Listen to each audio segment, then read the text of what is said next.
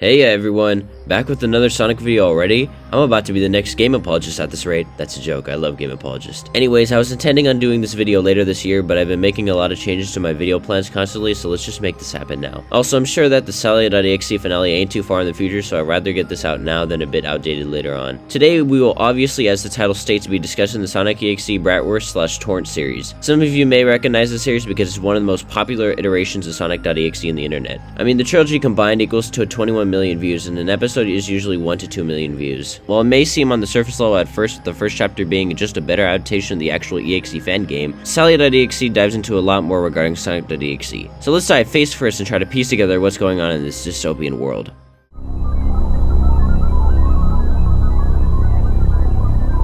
Now, we actually don't learn about the creation of Sonic.exe until the Sally.exe finale teaser, so we'll start from there. It's a normal good old day in Metropolis. Deep underground, Robotnik is working on a secret project. After activating what seems to be some sort of capsule, we see a formation of both Metal Sonic and Shadow Liquefied before it turns into a clone of Sonic with some minor differences. There's no clear explanation on what source Robotnik used to create the Sonic clone, but I speculate it's some part of Chaos from SA1 since it has some similarities. Either way, this clone escapes its containment and attacks Robotnik, escaping onto the outside world. Robotnik awakens after a little while and smiles devilishly, knowing full well that he just unleashed a demon that will become even a problem to him later on. With the origins of our main antagonist explained, we can now begin the full tale.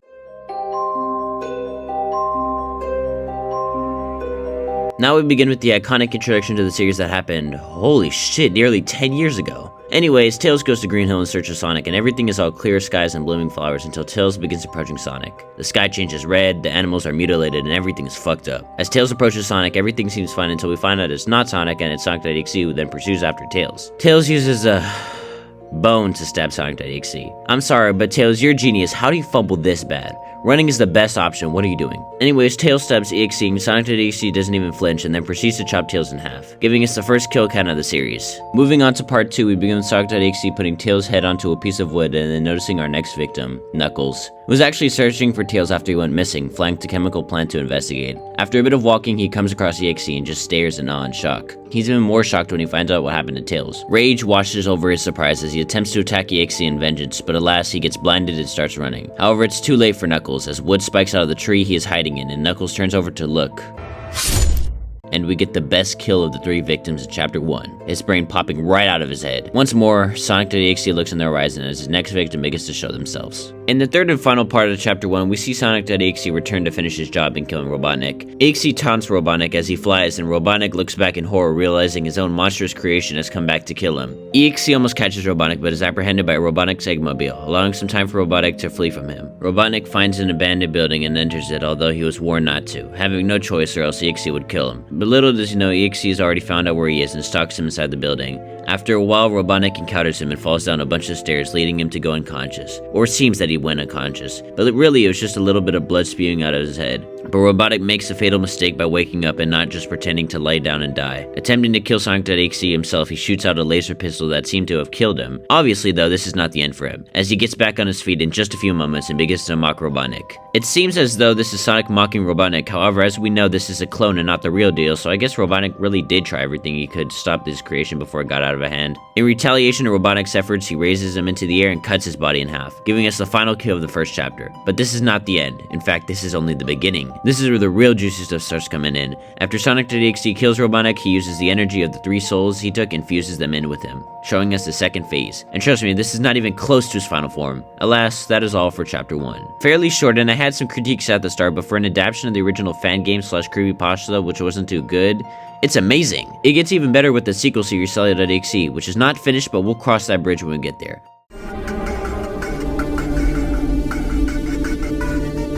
We begin with where Sally.exe begins, brief flashes of what occurs with Amy and Sonic before we get some of the nastiest jump scares in the series from EXE's new form. Amy appears in some strange landscape before being attacked by EXE immediately. No build up, just an immediate assault. But there is a reason for why he didn't just toy with her like the rest, but we'll get to that soon. Amy is now transported to a strange new dimension where she is puppeted by EXE as he tears her apart and recreates her. She is now working for him, but for what reason?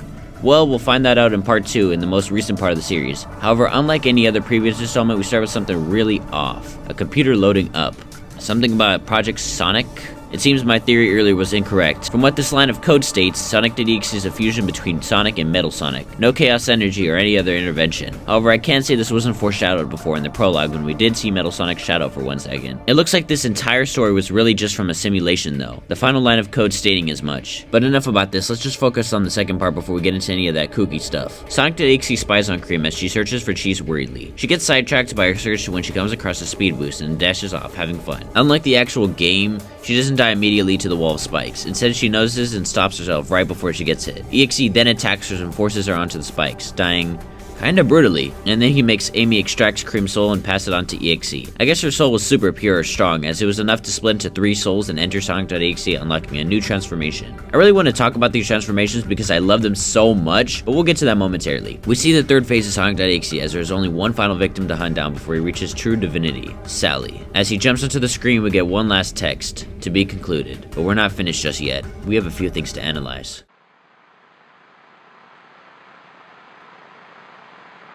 Okay, firstly, returning back to what I said earlier, I love these transformations. There's something so cool about seeing Sonic slowly twist and contort phase by phase until eventually not even looking remotely like him anymore. Oh, and trust me, this is still not his final phase. To see that, we have to go over the teasers for the finale, in which there are a lot. Where do we begin? We've already gone over the trailer, so I guess we should start with the other 2 teasers, Emergency Alert.mp4 and Threshold.mp4. Emergency Alert.mp4 starts fairly normal with a weather report before being overtaken by static and switches to an actual emergency alert. The emergency alert details an attack by an alien creature who has already begun to wreak havoc on Metropolis. This emergency alert is followed up in the second video titled Threshold.mp4. The video begins with Sonic underwater or in some sort of tube with the word "wake up" being repeated over and over until Sonic is awakened. Then we cut to Robotics Lab from the prelude with the warning of the threshold being activated. And finally, we get to see Sonic.exe's true and final form for one brief second as it wreaks havoc on Metropolis. This thing, it's pure evil. Later confirmed in a community post to be called the Threshold. Not my favorite of the 4 forms, that would be phase 3, but this is still the most fucked up and coolest of the forms. I mean, just look at it, that is horrifying. From what we see in its stomach, it will most likely require the 7 Chaos Emeralds to transform into its final state, not just souls. It also looks akin to Metal Overlord from Sonic Heroes, which is connected to a theory someone has of Sonic.exe being this universe of Metal Sonic, not just a different Sonic, which would make a lot of sense. It probably has the mind of Metal Sonic, but the power of both combined. After all, Metal Sonic did betray Robotnik and Sonic Heroes, just like Sonic.exe did for part 3 in the prologue. Also, EXE is an executable file, part of a computer, which Metal Sonic is, sorta. This series seems to be more and more true as I think about it. Anyways, moving back to the teasers themselves, Tornt did actually post an image of Metal Sonic with test tubes and the reflection of his head, so if this is a teaser for part 3, then this could cancel out the Metal Sonic theory. However, I'm partially led to believe this is just him making art, which makes sense. Not every art piece has to be a teaser, I just wanted to point that out. The first tease we get of part 3 itself is an image of Sally in an animatic format. It seems like she's asleep or in a test tube as well. This continues with another animatic teaser titled Wake Up and an image of Sonic raising his hand right after. A while after, we see an image of Sonic, but in a new transformation possibly, and earlier this year we got a teaser of a redesigned version of the Threshold, but there's still one last teaser I've been waiting to show until now. On the community post, there's one black post with nothing else on there. However, if you adjust the brightness and exposure and mess with it a little bit, you'll get this strange image of Sonic, in what seems to be that transformation we just mentioned, with the ring shape on his forehead and a bit of other differences. It seems like everything's all coming together in the conclusion. The return of Sonic, Sally's death, Sonic.exe's final form, everything will be revealed in the finale, and I'm really excited. But please, for those who are watching, don't pressure this guy into working too hard to finish it as soon as it can be. Let him take his time, and also he has a life too. We all do. He's a cool guy that does cool things on YouTube, not just working on an EXE project 24/7. All the previous installments got me really hooked up and made me realize how much of a masterpiece this is. Maybe I'll return to this topic of discussion in the future. If anything, this was kind of paving the way for possibly even more videos on Sonic.exe, because trust me, I have a long history with the creepypasta. Anyways, thank you for watching, and I'll see you around in my next video, hopefully. See ya!